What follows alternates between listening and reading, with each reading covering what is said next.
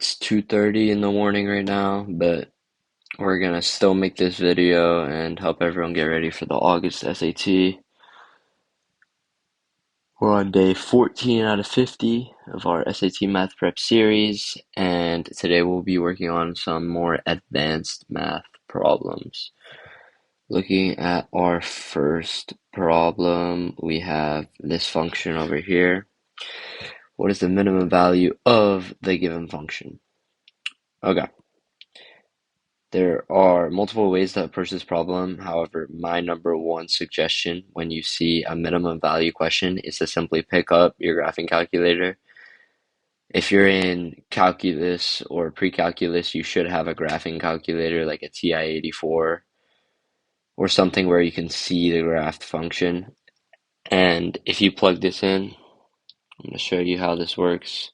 You input the function as I did here. You're going to click graph.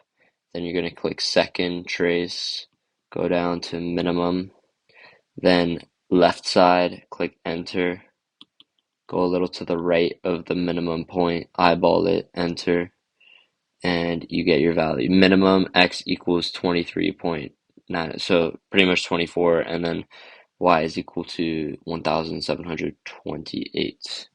So our minimum value is 1,728. Input that into the computer. That's a fill-in question. Hard problem, relatively easy with graphing technology, and yeah. Okay, so we have 2 times the absolute value of 4 minus x plus 3 times the absolute value of 4 minus x is equal to 25. What is the positive solution to the given equations? So hopefully you guys know that if you have the absolute value of a quantity equal to a constant, there are 2 solutions. X is equal to positive 5 and x is equal to negative 5. You always multiply the other side by a negative and a positive before you start the problem to drop the absolute value sign. So looking at our problem now, so we can do that, we're going to factor. So we have 2 plus 3 is equal to the absolute value of 4 minus x, which is equal to 25. This simplifies to 5. This is going to be 4 minus x. This is going to be 25. And then we're going to simplify it once again. We're going to have 5 here.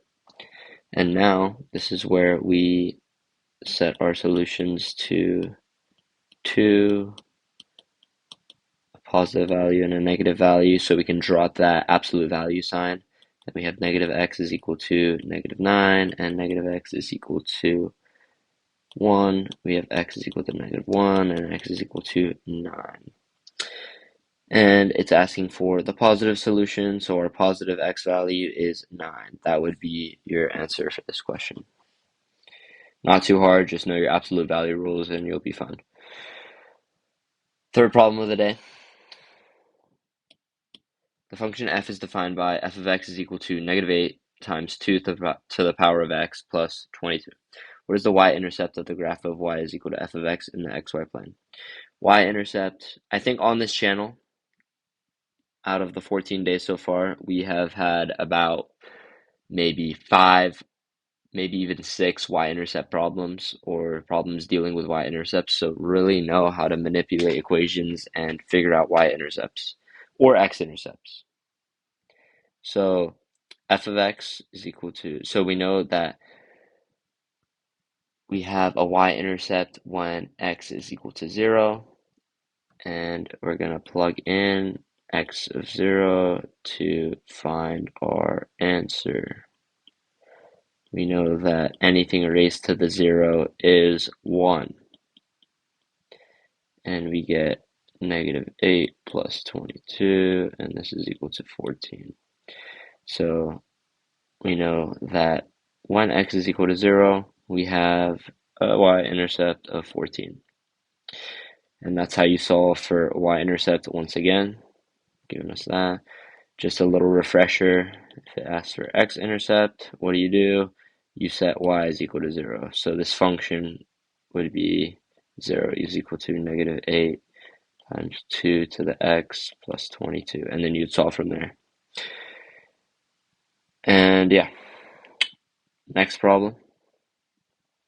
One solution to the given equation can be written as 1 plus square root of x, or a square root of k, where k is a constant. What is the value of k?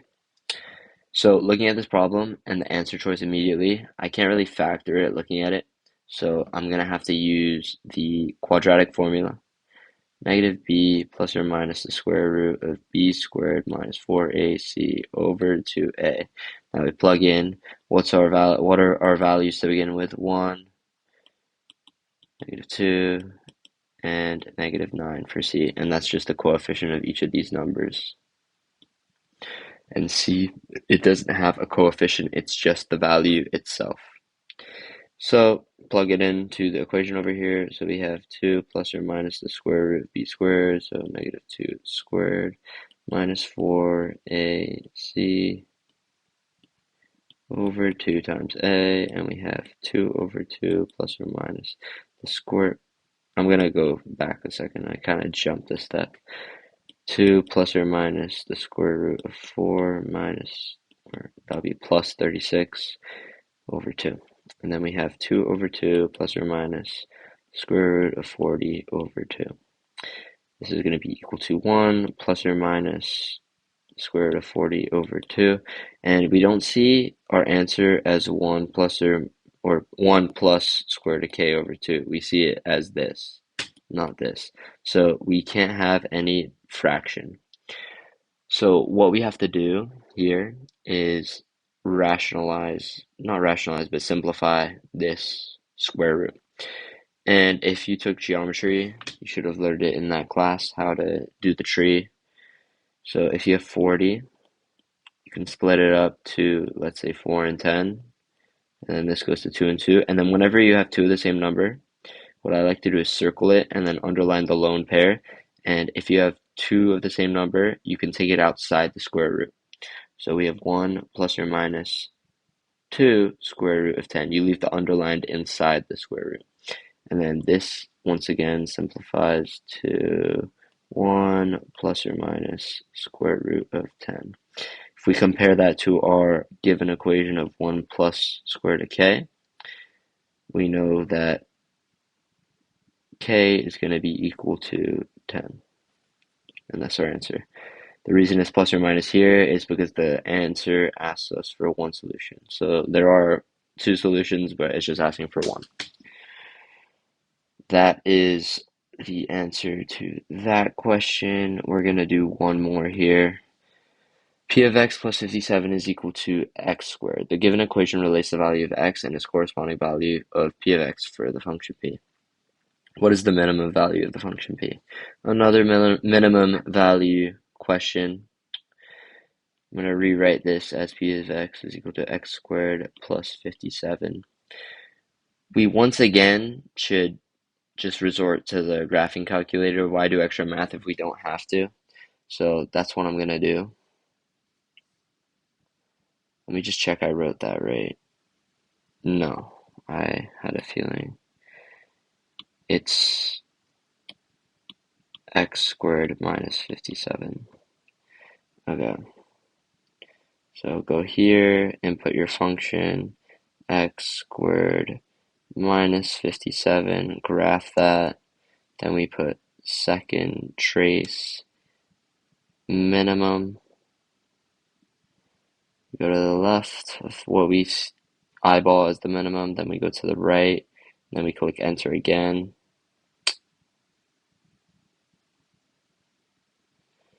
Sorry, I messed that up. We're gonna go to minimum, go to the left bound, enter, right bound, enter, and then guess, enter. And we get x is equal to this weird number times 10 to the negative 7, and y is equal to negative 57. So we don't need to worry about this number. It's pretty much telling us it's equal to 0 because times 10 to the negative 7 is such a small number, it's 0. It just has like a graphing glitch when it's approximating so precisely.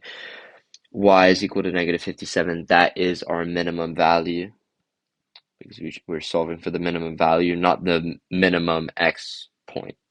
the minimum value's point. We're solving for the minimum value, which implies y value. So it's going to be negative 57 for this answer. If we weren't going to use a calculator and do it by hand, we can see that we have x squared minus 57, so we have an idea that the function is going to be going up. And looking at this, it's probably going to do something like this, where that's negative 57. That's just from graphing a lot by hand and knowing the shapes of your functions. Like a cubic would be that, square root would be this, and there's many more, like log, natural log.